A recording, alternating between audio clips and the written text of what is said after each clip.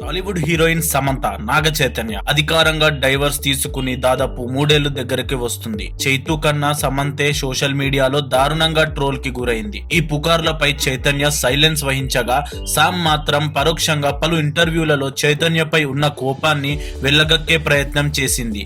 తన తప్పేమీ లేదని తెలిపే ప్రయత్నం చేసింది. అయితే డైవర్స్ అనంతరం శామ్ చైతన్య ఇప్పటి వరకు ఎదురుపడింది లేదు. ఎవరి లైఫ్ లో వారు బిజీగా అయిపోయారు. తాజాగా వీళ్ళిద్దరూ ఒక కామన్ వేదిక పంచుకోవడం నెట్టింట దుమారం రేపుతోంది. అమెజాన్ ప్రైమ్ ముంబై వేదికగా ప్రమోషనల్ ఈవెంట్ నిర్వహించింది. ప్రైమ్ ఒరిజినల్స్ ప్రాజెక్ట్ లో భాగమైన నటీనటులు, సాంకేతిక నిపుణులు ఈ మెగా ఈవెంట్ కు హాజరయ్యారు. దర్శక నిర్మాత కరణ్ జోహార్ ఈ కార్యక్రమానికి హోస్ట్ గా వ్యవహరించారు. ఇక బ్యూటిఫుల్ హీరోయిన్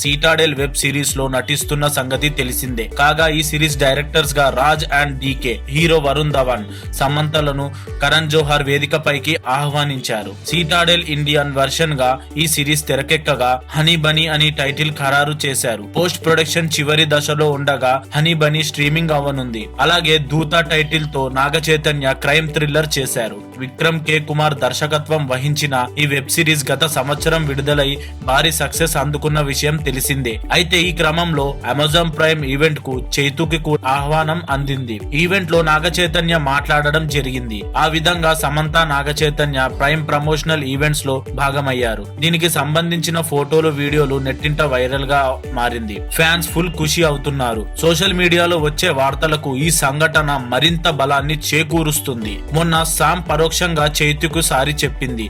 ఇప్పుడు ఒకే ఈవెంట్ లో మెరిశారు.